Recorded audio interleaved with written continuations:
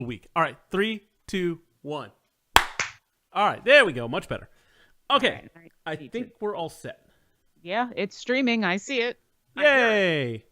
I need to move my mic closer so that I don't have to do that. There we go. All right, and I'm gonna try and move my mic closer. So I really don't want to have to.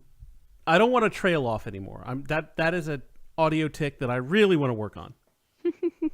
Once again, if it makes you feel any better, you're not the only one who, when they're talking, get a little quieter.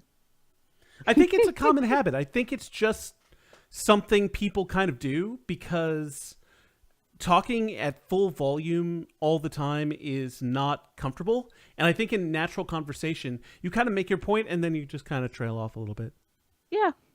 Well, um, I think you're right that that's a natural thing that people do. But then, people who do either the reverse or who naturally stay loud, they have other issues for those of us who do audio editing. Right. Yeah. So No, none no. of it's perfect. As I have told our esteemed colleague Jenga Ship many, many times, the knows got out of hand. Like, oh my God. Yeah, when I edit, everyone's got their ticks. Mine jump out at me, and I'm constantly at war with myself about whether I cut out the issues that I have or if I leave them in and turn them into a drinking game and be more honest. So, but that's talking for another time. And in the meantime, hi, I'm Jonathan. And I'm Lauren. And we're Glib Shark. Tonight, we are devoting most of this hour to spoilers and discussion of not only the last 2 episodes of HBO's Westworld series, but kind of our thoughts on the first season in general. The first season is over, and we have had a lot to take in. I didn't actually bring any notes, but I'm going to try and keep things episodic for the first part, and then after that we'll talk more generally about the series. And absolutely positively, this is something that we don't do very often, but if you do have some thoughts on Westworld, go ahead and give us a ring. Skype Jenga Ship, interact with us on our Twitch chat, which Obo is monitoring, and tweet us at Glib Shark, and we would be happy to talk about any thoughts people have. I know that just among my friends, I've had a lot of discussions about what's going on. But first, before we get to that, we have the lovely, the talented, the amazing Obo Crazy here to do a little something that we call This Week Geek. Oh, but before she does, we should say that Jack would be with us normally, but he has not seen Westworld and didn't want to get spoiled, so that's why he's not with us tonight. Anyway, lovely, talented, amazing Obo Crazy, This Week Geek. Yeah, we kind of insisted. There's been a lot of times in where Jenga's like, "Oh, I'm okay with spoilers," and Roadblock and I basically both said, "No, no, no, you need to see the show and not be spoiled." In fairness, I don't think this is an easy show to spoil, but you know what? We're gonna be talking about everything in a couple of moments after I'm done talking about a few other things. First, something near and dear to my heart: opera and women. So, if you've gone to see an opera at the Met recently in New York City, which is one of the best places in the world to see it, the opera that they have been showing was probably composed by a man. In fact, for the last 100 years, all of the operas that have been shown at the Met have been composed by men. Now, there's a bunch of reasons for this. One is that sadly, for most of history, men have been the predominant composers, and women composers not only are more rare, but more often ignored. However, that's going to be changing next season. So there's this new opera, well, newish for opera, that's going to be premiering at the Met next season in 2017 from Finnish composer Kaja Sahario. She is the second woman to compose an opera and have it be played at the Met. For those counting, the last time that there was a woman composer at the Met was Ethel Smith's Dervald, which was premiered in 1903. So the themes for this new opera from this Finnish composer, it's called L'amour de Lyon, which is Love from Afar. it actually mirrors a lot of what's happening in American politics. It's a love story set during a time filled with nationalism, conflicts with race and immigration, and, all the good things that opera is about, which is a lot of people singing loudly about very passionate subjects. So I'm not going to be able to go see this opera live because, let's face it, Met tickets are expensive and it's all the way on the other side of the country. But if you happen to be in the area, or if you like opera, or if you're visiting New York City, I highly recommend that you go see this. It's not only is it a newish work, it is by a woman and at one of the best places in the world to see an opera. And so these are all excellent reasons to go and try something you might not necessarily do, which is go see an opera. It's going to be premiering at the Met on Thursday. It's going to be running through the end of December. And it's, from all accounts, it's an excellent opera. It's premiering there, but it's not new. So it's been worked other places, and it's supposedly fantastic. So definitely go see this. If you do happen to see it, let me know how it is. And go support what sadly is still a rarity in the classical music world, which is women composers. Speaking of other music things, if you are a fan of Stranger Things, you might have been really happy to find out that the music for the show was nominated for an Emmy twice. Wait, how is that possible? Well, so here's the thing. The Stranger Things soundtrack was so awesome and so big because, let's face it, it wasn't a long series, but it was an entire season of a run of a show. They actually released it in 2 volumes, the aptly titled Stranger Things Volume 1 and Stranger Things Volume 2. So it was composed by Kyle Dixon and Michael Stein, and both volumes were nominated for an Emmy for Best Score Soundtrack for Visual Media, which means that of the 1, 2, 3, 4, 5 of the 6 things nominated, Stranger Things is a third of the nominations, which is both awesome and worrying because, hey, if you want Stranger Things to win, now there is a serious question about, well, which do you actually vote for? Do you split the vote? Do you go for the first one? Do you go for the second one? What's it up against? Well, because this is visual media, it's not just up against other TV shows. It's up against a bunch of stuff like Bridge of Spies, Quentin Tarantino's The Hateful Eight, The Revenant, and Star Wars The Force Awakens. That's right, 2 volumes of Stranger Things are up against John Williams, which makes me happy and crazy all at the same time. You can go listen to all of that music. There's whole clips of it online. There's a bunch of options to be able to listen to whole sections because they have been nominated for awards. And you know what? Even if Stranger Things doesn't win, it's still pretty cool to say that you got nominated twice in the same category. Finally, our tie-in to Westworld. I'm still not going to talk about spoilers just yet, so you're still safe. But it has been announced that the 2nd season of Westworld will not happen until 2018. And the reason I think is actually quite excellent. So executive producer Jonathan Nolan confirmed to The Hollywood Reporter that the show won't actually air. The 2nd season won't actually air until 2018. And he has a very long quote that I'm actually going to go ahead and read because I think this is probably one of the reasons that HBO in specific, but shows that you love have a chance to really shine is when they are given time. So Nolan said, quote, "It is definitely not coming back until 2018. Look, we said to the network very early this was a different kind of show, having gone through the experience of making the pilot. Game of Thrones is incredibly ambitious, and that was part of the reason we knew we wanted to make this show with HBO. Game of Thrones kind of has written the book on production value for television and how to make something that has all the scope and scale of cinema for a TV show. They also have an advantage of having George R.R. Martin's amazing books, or had it for at least the first 6 seasons, which gives you a leg up. I still don't know how they turn those seasons around in a year. It's astonishing.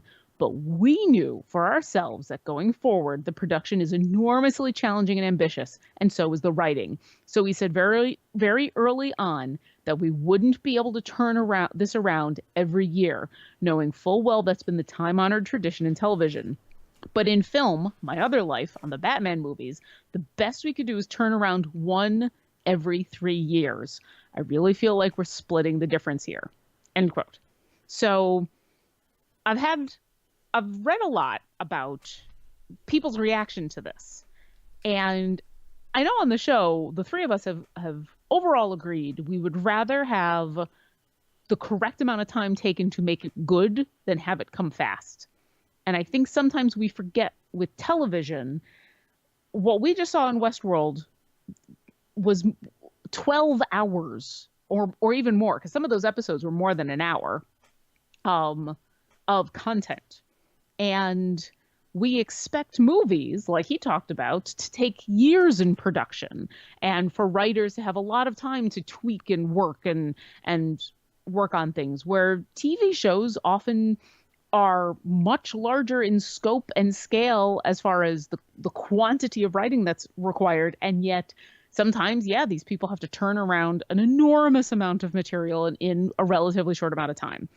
I'm taking it as a good sign that at least HBO, when people turn to them and say, if you want it done right, it's going to take this amount of time, they say, okay. So there you go. As we dive into the spoiler-filled part of this podcast, I would like to applaud the creators for fighting to take the right amount of time, because I think it has shown in the first season that it's totally worth it. That's all for This Week in Geek. I'm Oboe Crazy, and spoilers. The world is indeed a strange, spoilery place, and if you have something you want read live on the air, contact Oboe Crazy at Oboe Crazy on Twitter, or at Glib, that hits all of us. That gets to every single one of us here. And if it's good, if it's bad, if it's spoilery, well, if it's spoilery, we probably won't read it as written, but we will give it some attention and talk about it a bit. Mm-hmm. I'm not very smooth at this because this is something I don't really do a whole lot. But anyway, follow us on Twitter at GlibShark. She is at OboCrazy, as I mentioned. I am at Road_block, and Sir not appearing in this spoilery episode is at Jack Edithel. And if you haven't figured it out by now, the spoilery part of Westworld begins pretty much now. Right now. It is when it happens. Okay. So you said you wanted to go episode by episode. So I guess, we can start with episode 9 if you want, or we could just dive into 10. What do you want to do? Because we didn't really talk about 9, but I think we can kind of talk about them together, since they were both sort of the same kind of story. Like, mm-hmm. I don't see much of a delineation between 9 and 10. I think they could have easily been a single, like, super long episode, even though the last episode, The Bicameral Mind, was longer. I think they could both be part of the same, like, finale movie kind of thing.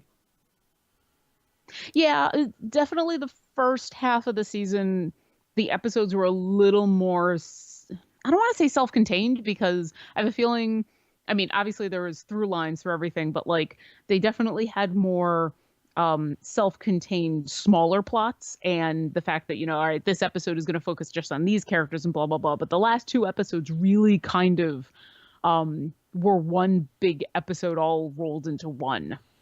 Right. And for those who may need a reminder, episode 9 is when Maeve starts really putting together her plan and setting it into motion. She goes in with the intention of recruiting some really killer hosts by demonstrating to them that everything they know is a lie. She steals she goes to the safe that the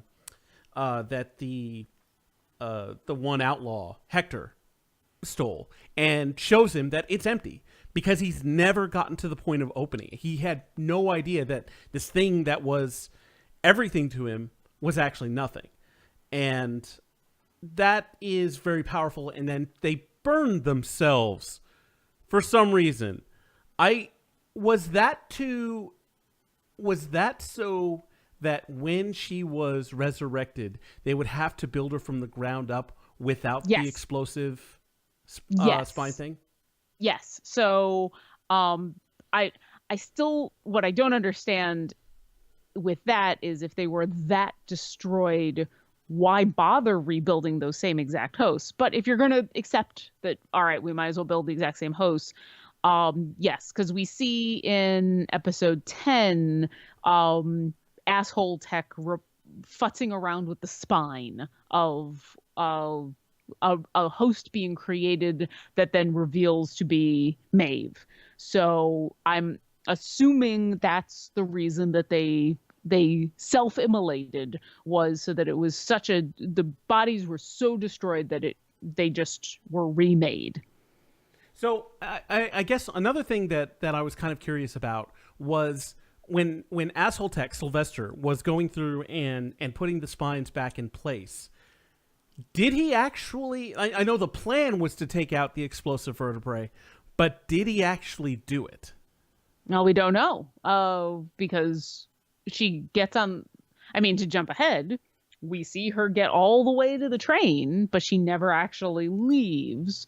And we don't know exactly what the trigger for that is. Now, I would like to think that either. I mean, because they just say that there's an explosive in her back. We don't have any details on this. This could be as small as just a tiny little thing that's just going to fracture her spine and destroy her ability to move. I think explosive, most people think bomb, and I can't imagine they would want even. I mean, if this is one of the things that that Delios is afraid of, is a host walking away, getting on a train full of a whole bunch of innocent people and blowing up the train, is probably a bad idea. Right. No, So, I'm definitely thinking that it's a smaller charge to sever the spine. Like that. Yeah. I think that's what you don't really need a whole lot to do that. I remember in, what was it?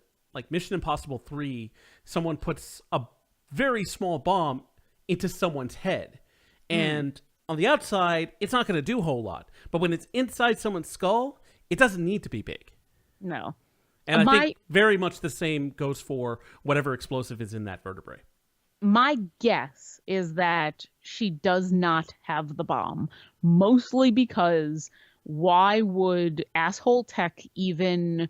Because to me, that tiny little scene we see him playing around with the one vertebrae that he seems to replace, if I remember correctly, why would he even do that if his intention was to not replace it? I guess that's true, because she's not there to motivate him to do his job. He's been kowtowed already. I guess. I still don't understand why he would bother doing it, why any of them would continue. You know, of the two, they're still my only issue with this show. Like, right, hands down. It would be easy enough just to say, you know what, I'm gonna call in. I'm not gonna show up to my duties or whatever. And then Felix is like, no, you got to show up. We're running out of time. He's like, nope, not gonna do it. Yeah. And what could they do? Or, you know, if he left the bomb in, there's, I guess, a possibility that she could somehow self-diagnose and know it's there, or, you know, whatever. But at that point, anyway. Going back to episode 9. So they self-immolate. They self-immolate. We also get the Logan and William at the Confederado camp, and we get to see more weirdness of what people were calling timelines. I prefer to think of it as time frames, where in her escape from there, Dolores gets stabbed and then stumbles around, looks down, and her stab wound is gone. Mm-hmm. We've seen this kind of thing before with Dolores, where she looks down from being wounded and then is not wounded. She goes and she finds the area where at the very beginning of the series we had seen who we thought was Bernard interviewing her and talking about how she was feeling, why she was responding a certain way, things like that. This is the episode where we find out that wasn't Bernard, that was Arnold. It's kind of it was an escalation of what we now know that Bernard is a host, but not only is he a host, he is a simulacrum of Arnold, who all the hosts have been talking about. He's been this mysterious, like, Wizard of Oz type character, and we find out that Ford created Bernard in Arnold's image. And I would put forth that from now on, I am going to refer to Bernard as Bernardold. I'm not going to do that because that's way easier to type than to say. Yeah. Well, and I do think he is a separate entity. He may have been modeled on Arnold, but I think he has become his own being, awakened or no. But yeah, was it actually in this episode that we 100% find out that the William and Logan stuff are flashbacks, or was it was the next episode. Like, I feel like there were lots of hints. Like, this is the episode where Logan takes the photograph of William's wife and shoves it in his face and is like, "This is who you're going home to. This is who is real. This is who it matters." And if you were paying attention, that's the same photograph. That's the photograph that Dolores found on her farm at the beginning of the series. So, and it was very, very, very weathered. So there have been some jumping around of time frames. We've seen Dolores both in the present, and then we've seen her previously 35 years before all of this happened. So I think this wasn't where it was confirmed, but some of the strongest clues were in this, especially at the end when Dolores emerges from the confessional and finds the man in black waiting there for him, there for her. I think that was another very strong clue because she was expecting to see William, and well, she did. Yeah. Yep. Yeah. I think they spelled out all of that in episode 10, but I think they pretty much told us in actions in episode 9. So and one thing that both episode 9 and 10 kind of had in common, and we've seen this with other big reveals in the series, they take a while to get to the actual reveal, and it works better in some places than others. But like when it was very clear that Bernard was modeled as Arnold, that he quote unquote was Arnold, that reveal took like 10 minutes. Yeah. And it was very slow and deliberate. And it's sort of like, I get that they were trying to hit all these emotional notes and make it so that it was this big impact. But it didn't come off that way. It was like, okay, we get what you're doing. We see it a mile away. And I don't understand why they chose to have such a slow play on it. The other big reveal that of the master plan, which we will get to here in a bit, and the beginning of Ford's narrative, that took a little while, but that was more a slow burn in the same way, sort of the same way that the scenes of the Temple of the Seven in Game of Thrones. Spoilers for Game of Thrones. The temple gets blown up. It's a beautiful scene, and it is a scene that has this very slow build up. It's masterful. It has this music that's very, very peaceful, and then gets more and more stressful and more frenetic. This wasn't that. This was not that at all. But it was similar in that it was trying to touch on where all these characters were up until the moment that the thing happens. That the thing. I mean, you might as well say it. Well, we'll get to. I mean, I think that kind of deserves its own discussion. So, and we're not quite there yet. But I will say, kind of tying off on episode 9, that It was a very interesting episode. Again, we still don't know what happened to Elise. I'm sorry, but even when he remembers, oh my God, Elise, what did I do? It's such a incomplete way to leave that. Okay, so I want to talk about both. This is going to skip ahead to episode 10 a little bit, but I want to talk about Elise and I want to talk about the head of security, both of whom essentially meet the same fate as far as the show is concerned and as far as what the show has shown us, in which they go into the park alone to investigate something, and the last thing we see of them is them being attacked and assumably killed. And I know that Elise in particular, because she was kind of a more important character, at least as far as a connection to Bernard was concerned. It feels like, oh, we don't know what happened to them, and it's a little bit of a letdown, but they are means to an end. Unlike the techs that I rail on all the time because they are there as plot devices, the Elise and I don't remember the name of the head of security. I don't remember his name, but the two of them, they have several different functions, but the end of their plot is to basically highlight things that are happening in the show. And I don't think we need to know their fate. In fact, there's a whole host of characters at the end of the show, at the end of the season. We don't really know what their fate is. I really like the end of Westworld because it gave us closure. If I get nothing else, even though we know there's a second season, I'd actually be super happy. I actually kind of don't want anything else, even though there's a whole bunch of questions about what happened to a lot of people. But I feel like what is indicated is that they die, although we don't know until we see a body, and even then, blah. But what were their points? Elise had information that she discovered that characters need to know and the audience need to know, and then her getting at least injured, if not killed, by Bernard is a clue to him of more going on with Ford than he thinks, and that's important to the overall story.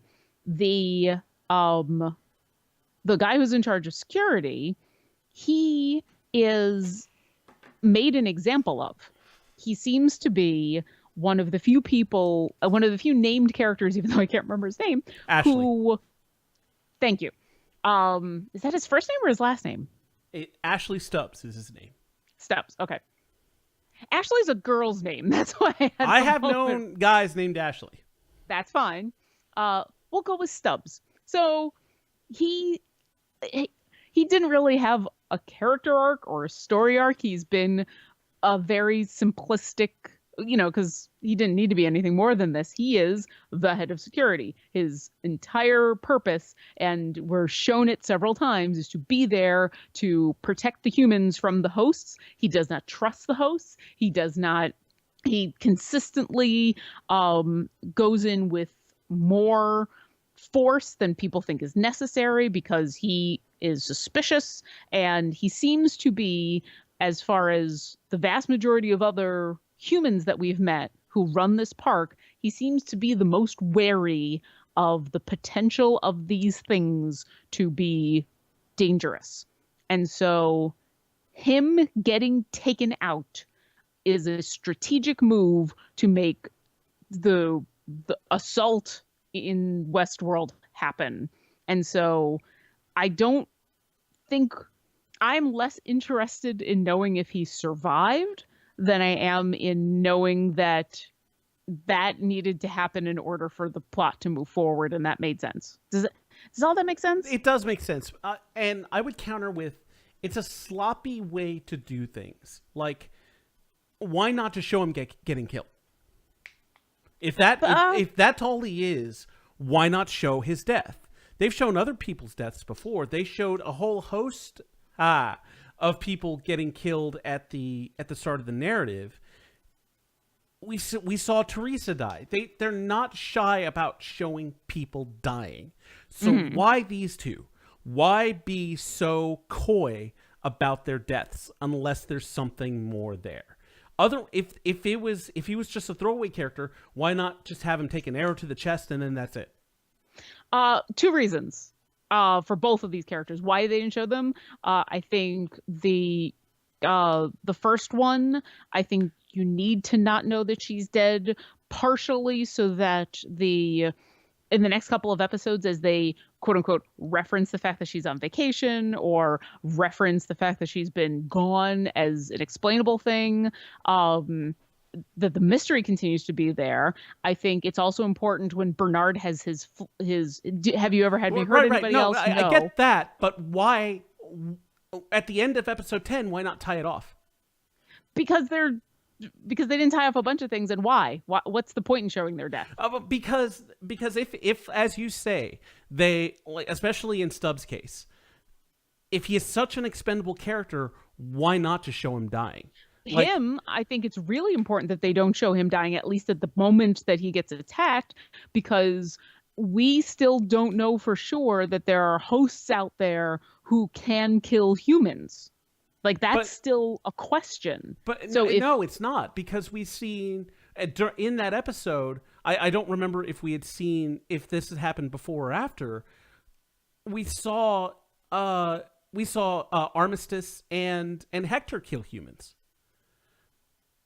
I thought that happened later. It's after he gets taken out that But we've also seen, we've seen Maeve attempt to take out humans, like physically threaten Sylvester, threaten to kill him, draw blood, and cut his throat.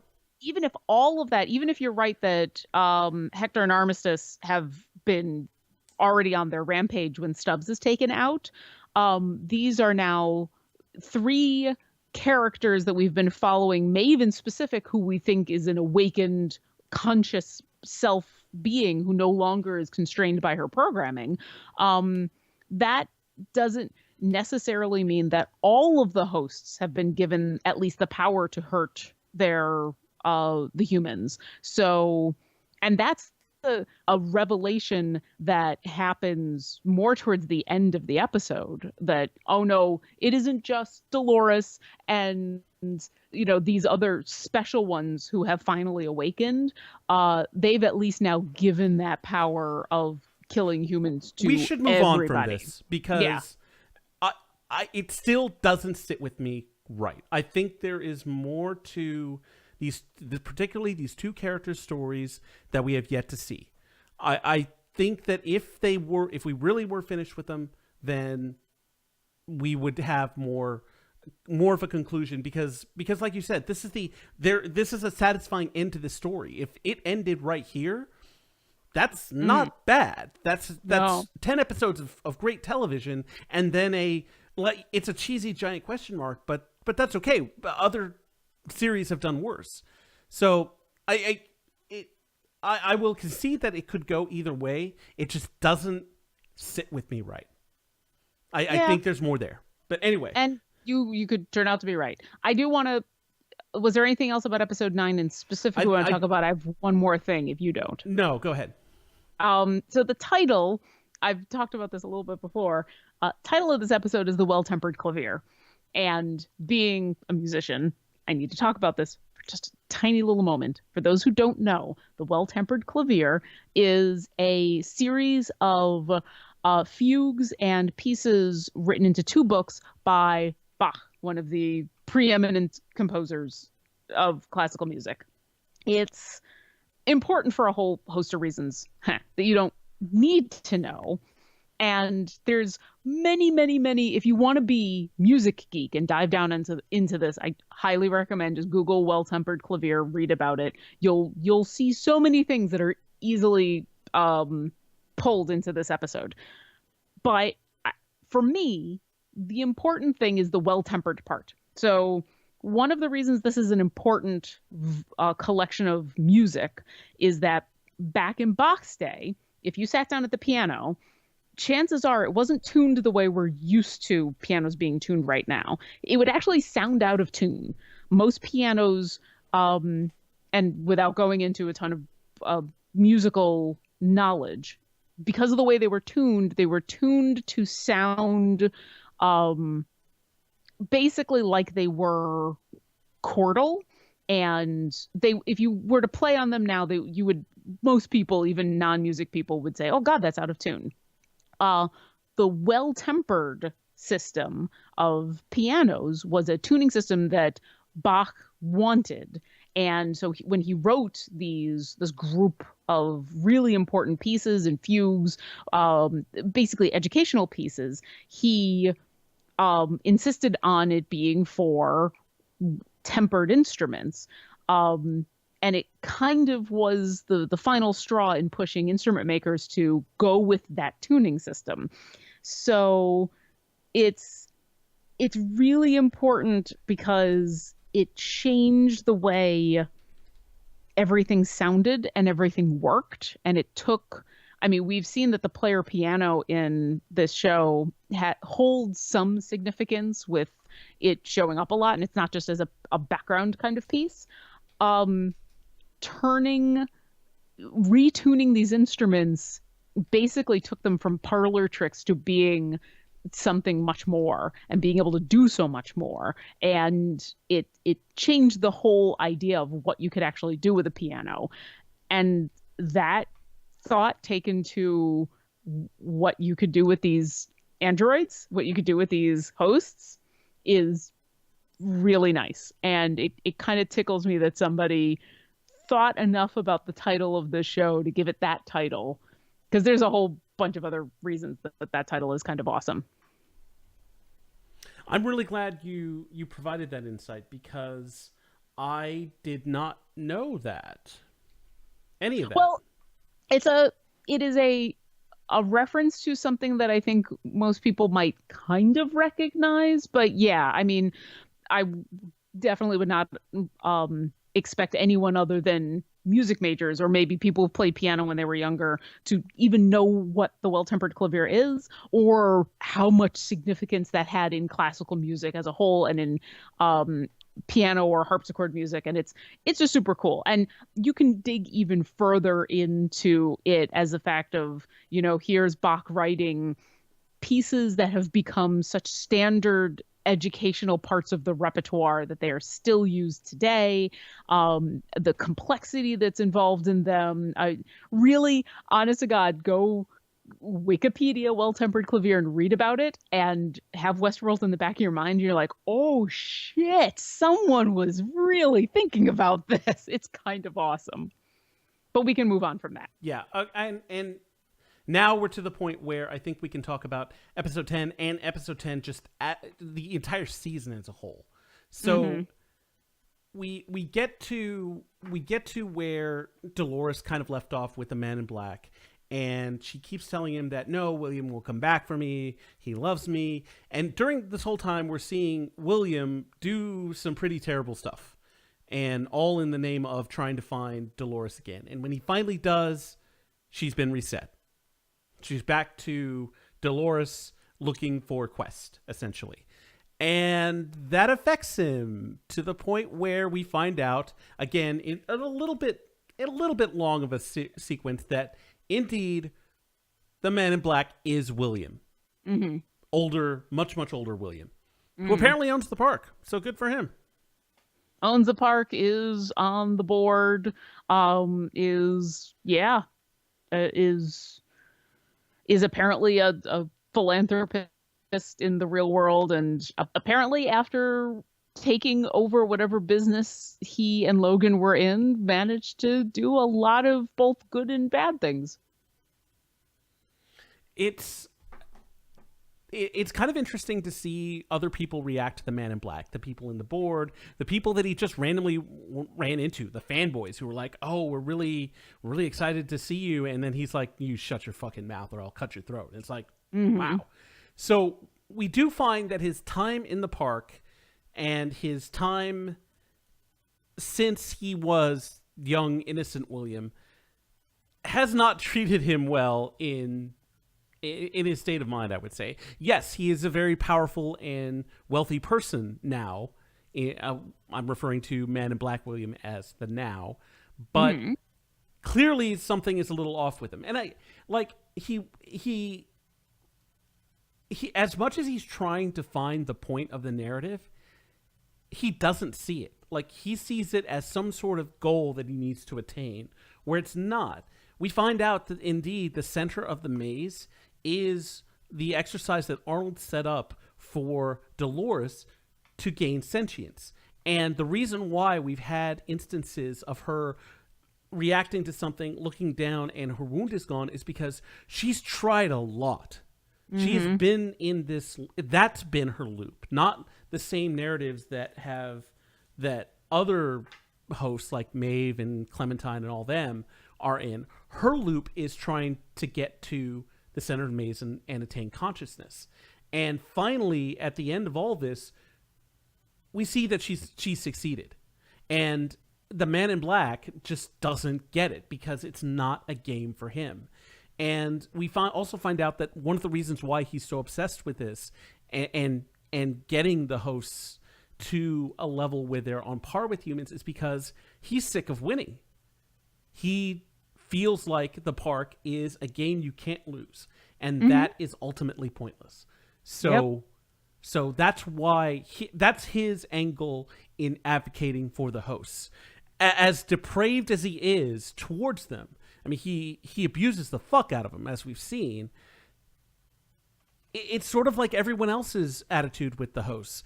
All of them are like, yes, we want to do this for the benefit of the hosts, but whatever they're doing, they're hurting the hosts.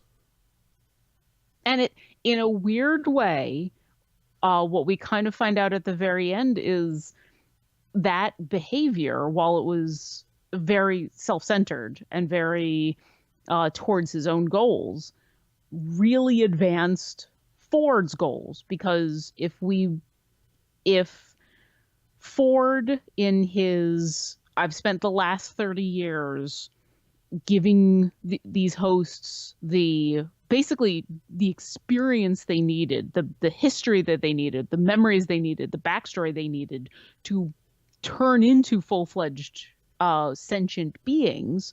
And if pain and loss and are such integral parts of that, then the Man in Black, in his small or large way, has played a part in helping that happen because he has caused so much. It's hard to, I have conflicted emotions about him because it's hard to argue with the idea of, hey, we're both video game players. Do you feel bad if you're playing Halo and you kill a Marine in Halo, like, I know I'm like, whoops, and I feel a little bad, but in the end, I know that that's not a real person. And so I don't really feel guilty or bad.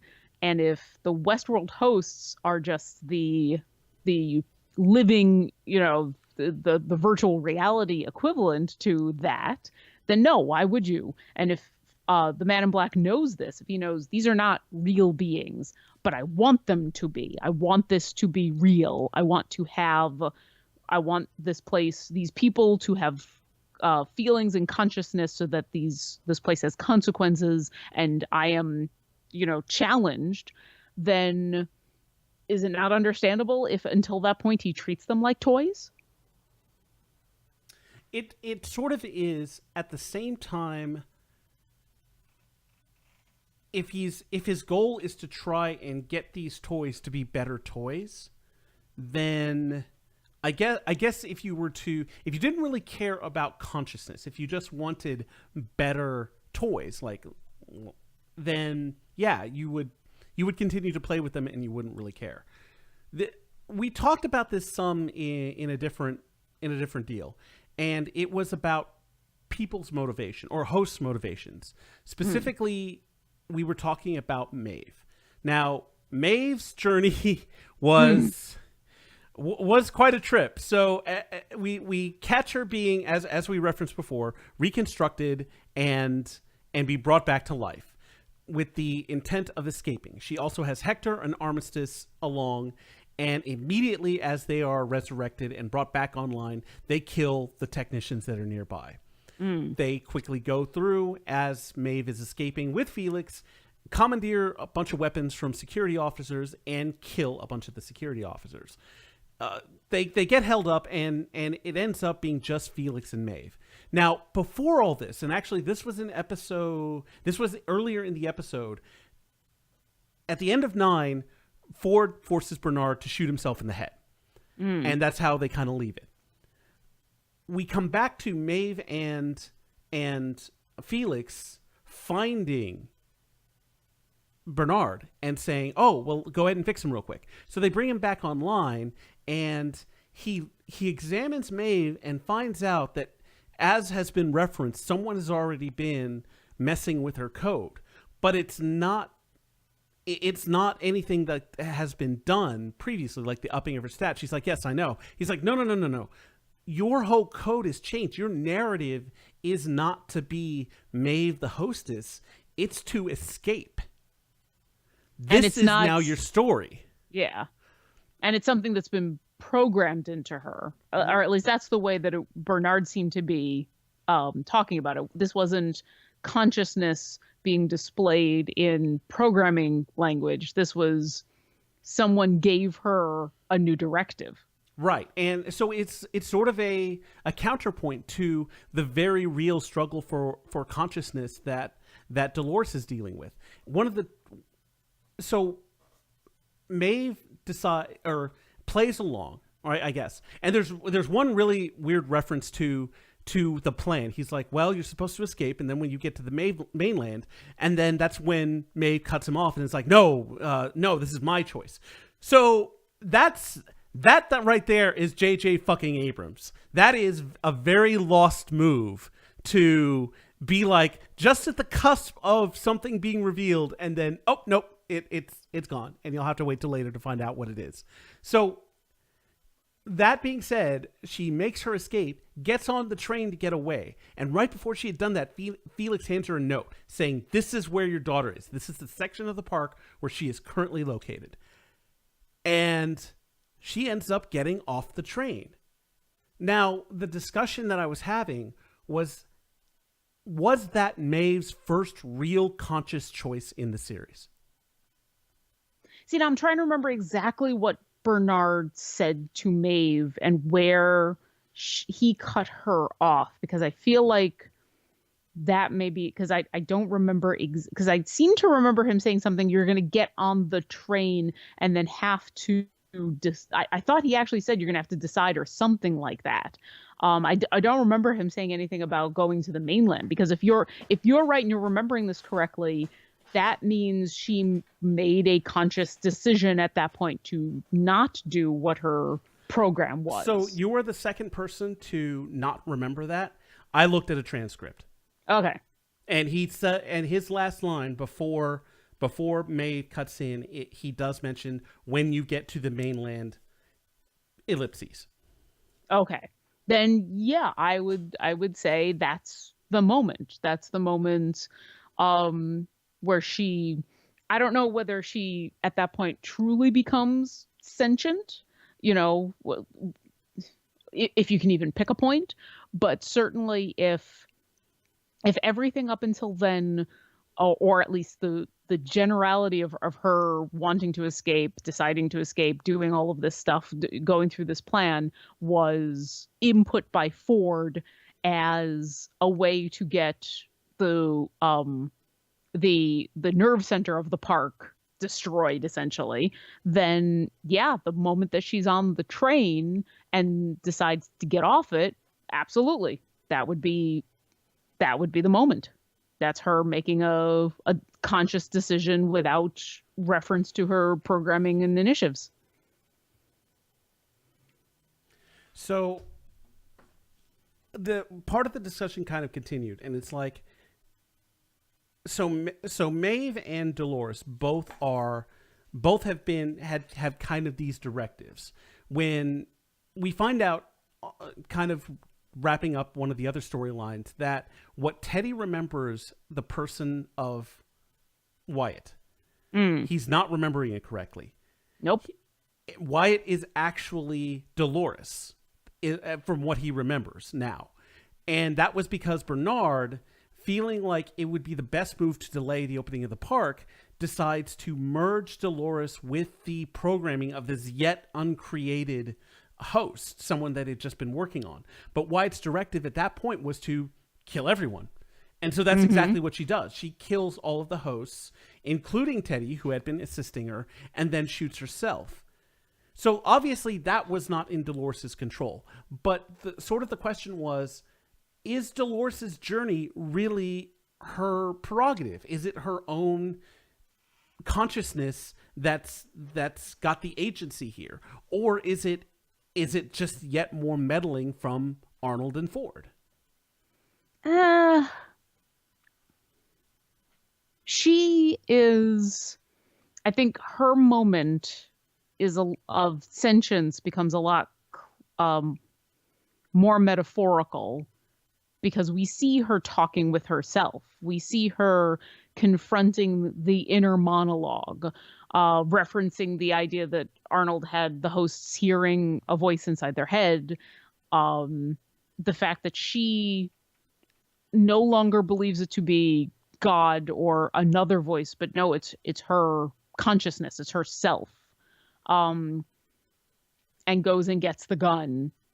I think if we also believe that no matter how thorough the wipe was, that these hosts are at least remembering part of previous lives of theirs, which I think Maeve actually proves. Maeve, her most recent programming for the longest time did not include anything about having a child, but her experiences with having a child, with having a daughter, were so strong that it becomes part of how she reacts to things and part of her being. You know, if she doesn't remember that, it at least colors who she is and what she does. That moment that Dolores has when Arnold makes her Wyatt, and Arnold even says out loud, you know, I take comfort in the fact that you can't blame yourself because this is not your fault. That's still something that she's gone ahead and done. Whether she had any control over it or not, she's had that experience and it's imprinted on her.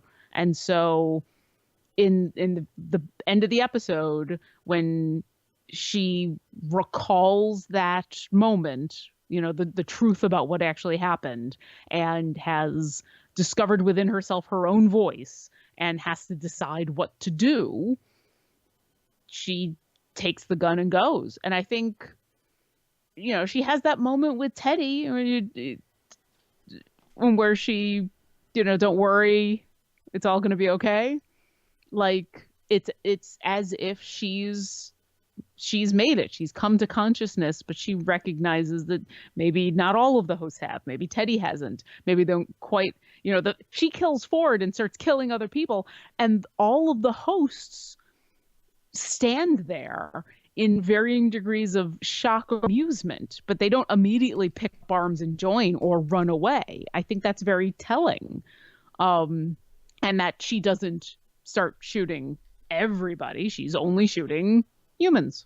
So that got long-winded. Sorry. That's okay.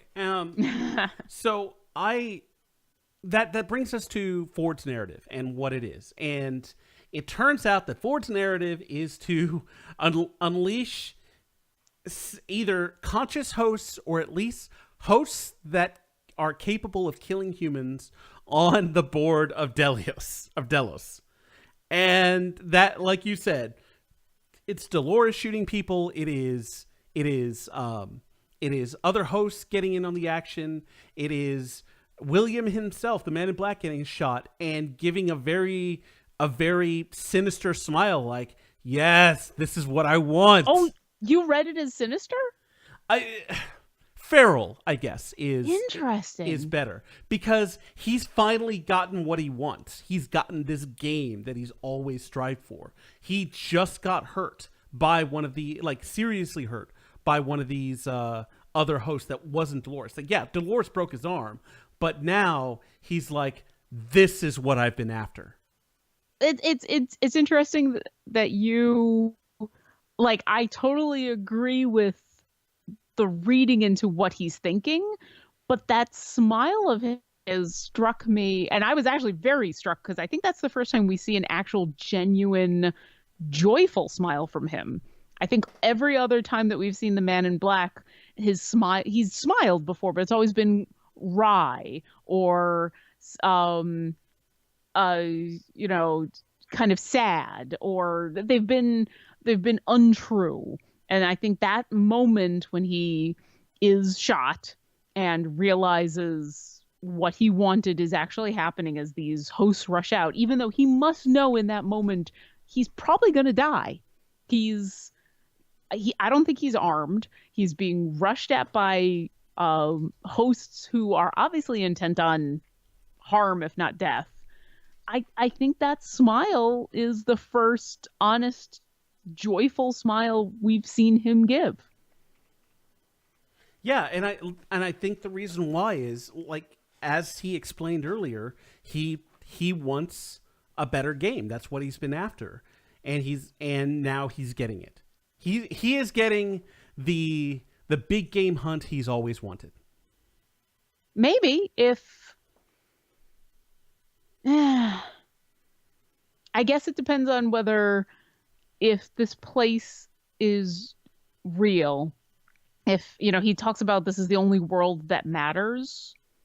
If by making these hosts be sentient makes this world truly true, then that might actually change how he would quote unquote play anyway. He might not want to play there anymore. We are at least left with the indication from the few times that we've heard about him outside of the park. He must, to outward appearances, be a good man. He's a successful businessman who runs a philanthropic organization that obviously saves lives, and people look up to him as some sort of Bill Gates type figure.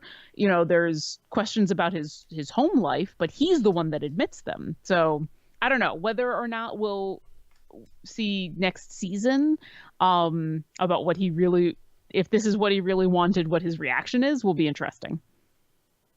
Ugh. So there's a couple of things, and we are going to run a bit long. That's fine. This is definitely worth it. There are a couple of things that we still haven't covered, and we'll get to some more tinfoil stuff here in a bit. But as far as from the episodes that the episode that we saw Maeve deciding not to get on the train just in time for shit to go sideways. We've seen the humans get locked into the control room, which they are fleshy humans, so they need to breathe and eat. So that might be a problem for them.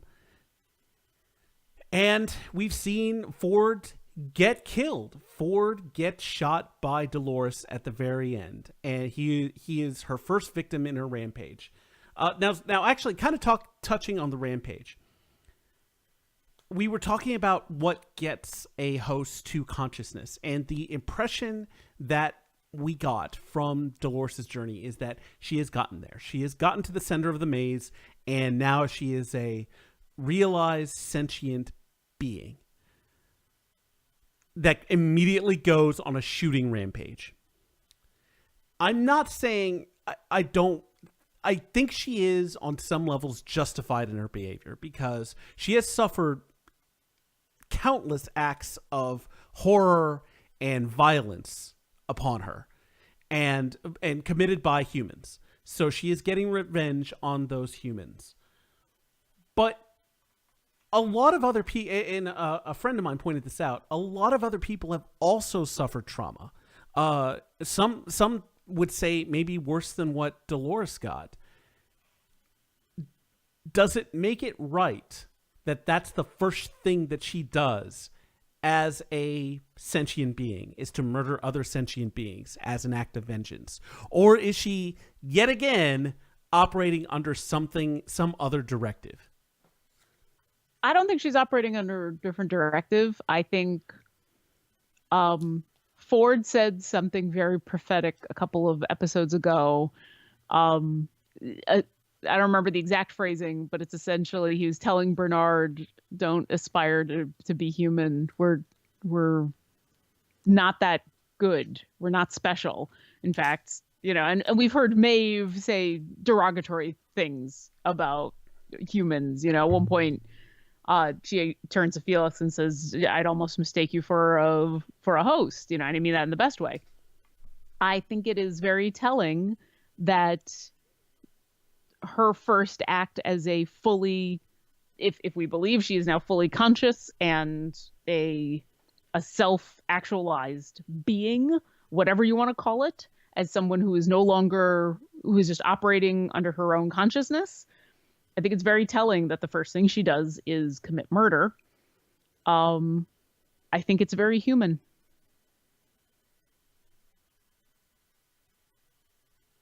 Well, I can see that, and I guess in the sort of the little world that we have of drama, something like that is much more appropriate than, say, if a robot just woke up and they were in the real world. That would be a very extreme reaction. But this isn't the real world. This is a TV show. So in the bounds of fiction, something like that is a bit more plausible. I don't know. I am probably a bit too paranoid about red herrings, and I'm probably looking into more things than I should just because I am familiar with how fucking J.J. Abrams works. With Lost and actually with some of Alias, he loved to answer questions with questions. And I think that this show does a really good job of not doing that. And that said, there are unresolved items at the end of all this. At the end of everything, after we've seen Dolores shoot a bunch of board members, including Ford, we've seen the Man in Black get hurt and being rushed by a mob that includes Clementine, and it's implied that she's the one who actually shot the Man in Black. Stubbs is gone. Elise is gone. And yet there's still more to be seen. Who programmed Maeve to escape? Is one question. I guess we'll start there. I don't know for sure, and I feel like I want to go back and watch the entire season because I feel like this is something Ford has been working on for 30 years. He says, some people say it will take 10 years to fix a mistake, and it took me 30. If that's the case, then I don't see why he can't have been the person to program that into Maeve, because I think it was necessary to also take out the control center, and Maeve was also one of the other key hosts that had experiences in the past that led him to believe that she could be awakened because of what happened with her daughter and the Man in Black. So why not use her and include that bit of programming? I don't know how much he orchestrated. It wouldn't also surprise me if he made sure that it was Felix, that he knew enough about Felix and what Felix was doing in his spare time to make sure that the two of them interacted. It wouldn't surprise me, although this is wishful thinking on my part, that he was in there tinkering to make sure that security camera footage of the two of them doing the shit that they were doing didn't make it to security, because, so my finger is pointed at Ford. I would also accept Ford by way of Bernard, aka Arnold, considering we know Bernard is a brilliant programmer in his own right. But then I would suspect that would have been Bernard acting as Ford's surrogate with instructions from Ford. So that's my guess. I would say it's parties unknown. I think that it is a mystery that allows for the introduction of something else or someone else that is working to get something else accomplished at the park. I think just having the sides of board aligned humans, non board aligned humans, and then hosts. I think that's a three-sided fight, and while that might be interesting for a season or two, I think there have to be more interested parties in what's going on here. And so that I'm not calling anyone, but I think that it allows for someone else to get introduced as part of their, because we do know that they have a plan for this series. They've planned it out for 5 years. And so I didn't know that. Yes, they have a story set. So it's very possible that this is hinting to a faction or an individual that we've yet to see. And it's very possible it could be Ford. I think if it was Ford, there'd be a more direct connection now that Ford is gone. But to that point, is Ford dead? Oh, you think he might be a host? I think that I will just state facts. We saw when Teresa and Bernard found Ford's field lab, we saw a host being created. At the time, and right after Teresa got killed, I thought it was maybe a replacement for Teresa so that no one would suspect that she was dead. But they resolved that pretty quickly and was like, oh, she's dead. I have a couple of thoughts on this. And basically my thought is that host that was being created, that we then, when they returned to that lab and Dolores got her old outfit and her gun, we did not see host machine in there. We just saw the 2 chairs that she sat in and then talked to herself. So we did not see that completed host. Now, on the one hand, showing that kind of just accentuates what was going on in that scene right then. You find out that Bernard is a host. And that just kind of like hammers that home. Well, this is where he was built, because we are seeing something created. But I'm thinking it's also possible that Ford, who I can totally see him wanting to kick off his narrative by dying. I could see that in his personality. I could also see him wanting to being so vain that he wants to see the fruit of his efforts, that he wants to see what his own funeral is like. So he creates a host of himself, sends it off to this gala. It ceremonially gets ceremonially gets killed. Whatever. And then he is somewhere else observing what is going on and kind of taking in these lessons that are being taught.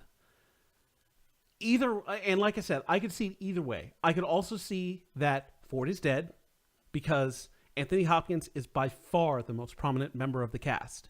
And we have seen other shows like Game of Thrones do something similar where they have a top tier actor like Sean Bean as someone who is kind of lending their credibility to the show, but then they get killed in the first season.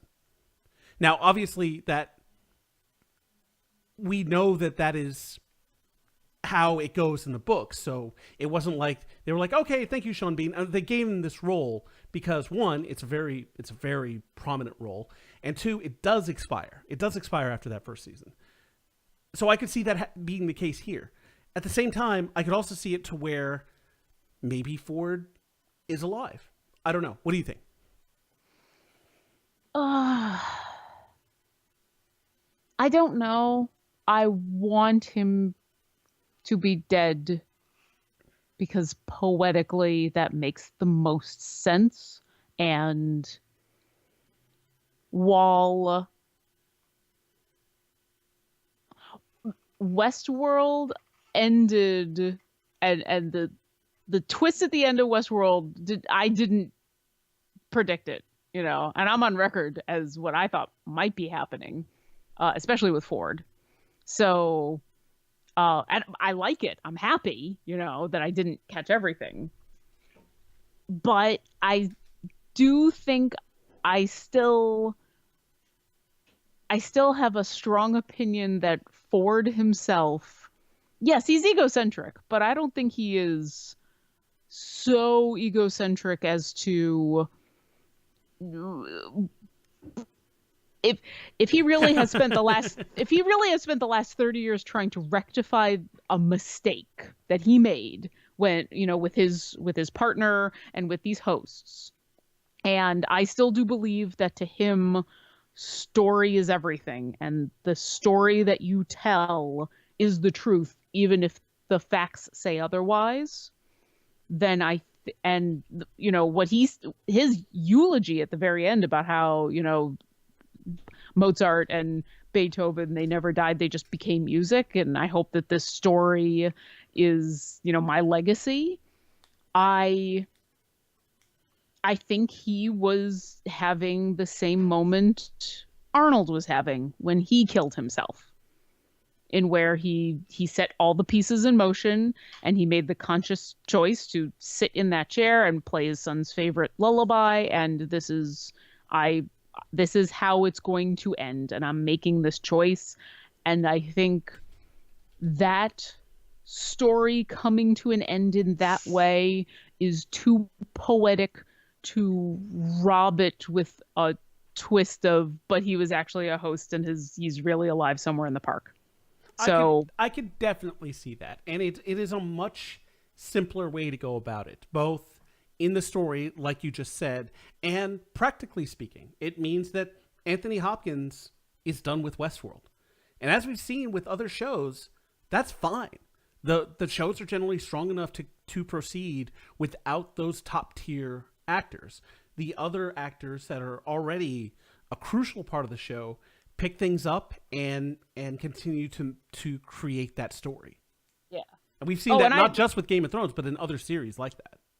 Absolutely. And while I've definitely been praising Anthony Hopkins and Ed Harris above many of the others, they've also had some of the juiciest things to chew on. But I do believe the entire cast has really been excellent. And though Anthony Hopkins no longer being in the series sucks because he is brilliant, but it's still an amazing cast that I will enjoy watching. But yeah, I may be proven wrong. We'll see. Ford has shown to be smarter than me, so maybe he is hiding somewhere in a bunker, but poetically... He's also been shown to be a liar. Like, as much as he's been trying to fix this mistake, he's lied a lot during it. And like that whole deal that he told Bernard, and I think we talked about this once, is like, does he actually believe that? And your assertion was that if it's part of a story, he believes it to be true in the context of that story. So, and if I'm not paraphrasing you correctly, I apologize, but nope, that's basically it. No, and he is a liar. But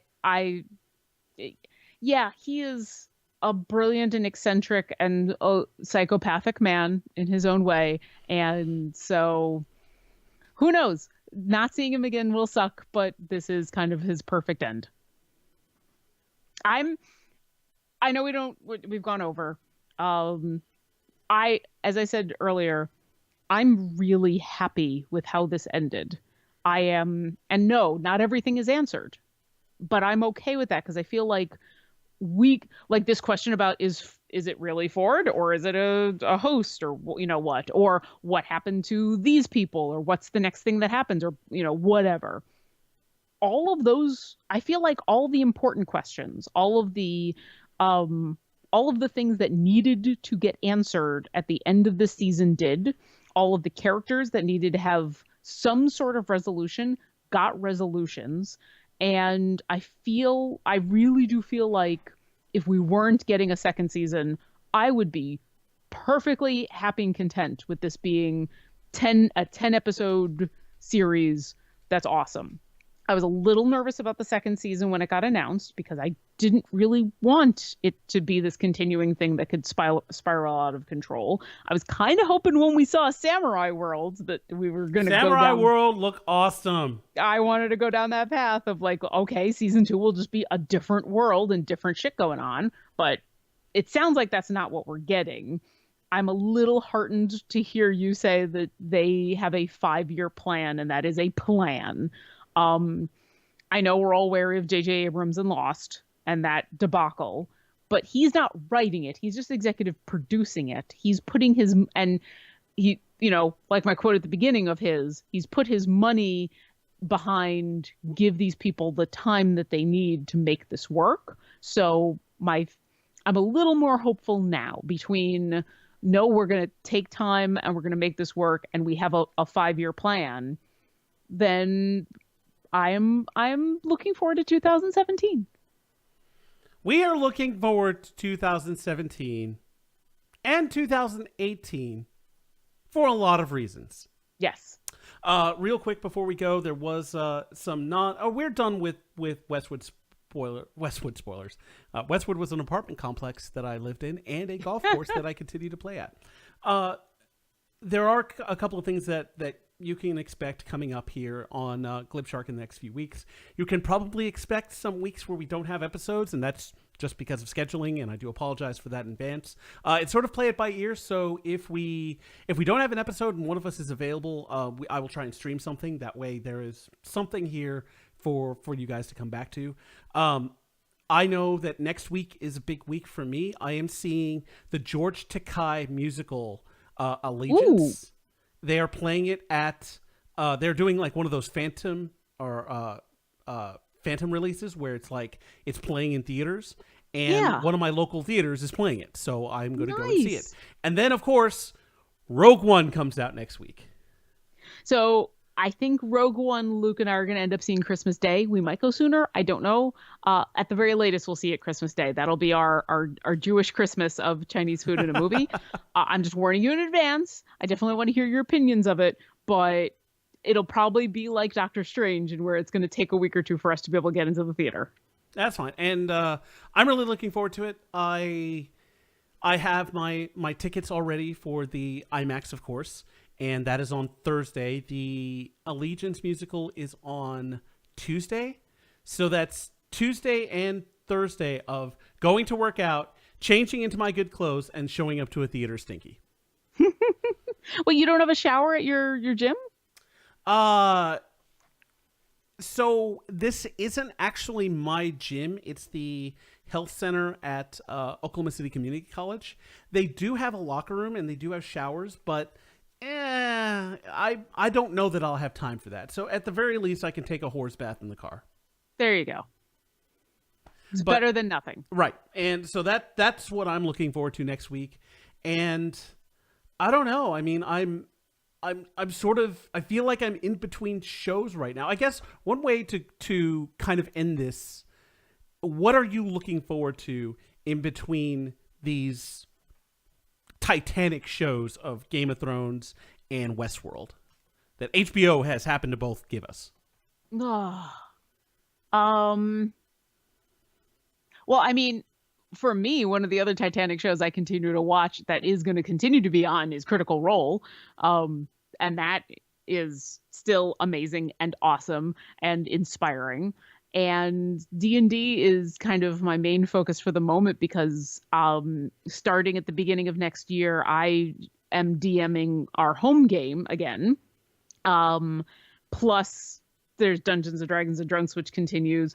Plus, I might actually be running a one-shot for a bunch of people for New Year's. So nice. Right now, there's a lot of D&D in my life. But as far going back to your question about shows, yeah, that's really it. I mean, there's some YouTube stuff that I continue to be much. Before Westworld came along, really, there was also nothing but Critical Role and some YouTube stuff that I continue to watch. TV, I watch very little traditional TV, so there's not much. That's it. Hey, guys, go subscribe to Geek and Sundry on Twitch and go watch Critical Role because it's awesome. And I guess from answering my own question, Yeah. the CW, who now has Supergirl, Arrow, Flash, and Legends of Tomorrow, they did a giant crossover with all of the series, and I was very excited for it. I was super excited for it. It was only okay. Oh. What it did well was that it was awesome for people to run into Supergirl and have her included in all this stuff and still be very much Supergirl. Even running into Super Grimdark, Green Arrow. Like their interactions were very cool. Really, the whole crossover was mostly centered around the Flash. And that's fine. I think the Flash TV version is strong enough to carry that sort of thing. That said, I didn't much care for the structure. And I get that these shows have their own stories that they need to tell. And regardless of a crossover event, you still have the stories that these individual shows are covering. You also have logistics if you have all these crossovers. One of the annoying things was that, like, you would get to a scene and someone would ask, well, where's Supergirl? It's like, oh, she's patrolling the city for something. Or, oh, where's so-and-so? Oh, we stuck him on the ship for a sec. He doesn't need to be here. And I get why they did that. They did that because everyone has different schedules for their own shows, and having to jumble everything was probably just a mammoth task. Yeah. And I think for what we got, I think that may have been the best they could do, possibly, at this point. But, like, the crossover didn't really start until the very end of the Supergirl episode. Then the Flash was probably the most, like, team-buildy of it, even though it had some fiddly bits that weren't fun. It did have some of the other fun bits where they were training, and you got to see a building that looked a lot like the old-school Hall of Justice from the Super Friends. That was kind of cool. Oh, nice. The episode of Arrow, they were basically stuck in the Matrix, which wasn't fun because they basically spent the entire episode trying to get out of the Matrix. So it's like, that really wasn't great. And then for Legends of Tomorrow, they did some other stuff, and Legends of Tomorrow was the second best one, but it did suffer from the standard superhero fight team up deal where all the superheroes are fighting a group of kind of nameless enemies. Now, that worked in Avengers because that was really the first time you saw something to that scale. So seeing TV version of that, it was still fun because you still got little team ups and stuff, and that was okay. But I think overall, it was just a lot to try and pull off, and they didn't quite pull it off. I think it was admirable that they tried, though, and hopefully they try again with maybe something stronger, like maybe a movie that doesn't include that, where you don't have to take up time from episodes of the TV show. You can just have like a 2-hour movie, like made for TV movie that includes everybody with better bad guys because the bad guys kind of sucked. I can't even imagine what a juggling act that whole thing must have been. And that's the thing why, like, even though I was disappointed, I can't be like angry. I can't be like, oh, this sucks and they shouldn't have even tried. No, I'm glad they tried, and I recognize all the challenges that they had and all the hard work that was putting into meeting those challenges. But it's just you can't create good TV on good intentions. And there are limits to what that can do. So, and like I said, I do hope they try again. And like I said, I think that having all these characters in the same universe and interacting with one another is still cool. Even if you get little crossovers like Supergirl shows up in Legends of Tomorrow, or Green Arrow continues to show up in Flash. I think that's still fun, and it's still way better than what we've gotten in DC movies. Anyway, did you want to take the mic for a bit and rant about anything? Because I feel like I ranted quite a bit. No, that was a good rant. I certainly got my fair share of ranting in. I'm exhausted, and Westworld is really good. Westworld is really good. Get here, 2018. Save us from 2016. And possibly 2017. 2017, I don't know. You may be awesome. You may. I don't know how you could get worse. I'm sure it's possible. I say that, and I know that things could get worse, and I'm being very glib, but fuck 2016, man. Yeah. We won't go into we won't expand on that. No, not everything in 2016 has been bad, and there's still hopefully at least a couple more episodes left of us. Yeah, you're right. Probably because of scheduling, we won't be on every single week, but hopefully at least one or two more times. And then 2017 is here, and I'm looking forward to more episodes with you and with Jenga. Absolutely. And you can follow all of us at Glib Shark, her at Obo Crazy, me at Road_block, him at Jack Edithel.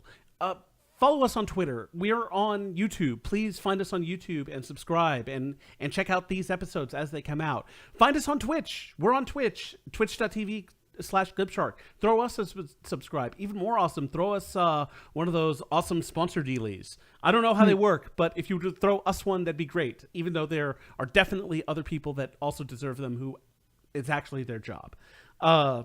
So find us, listen to us. We appreciate it when we do.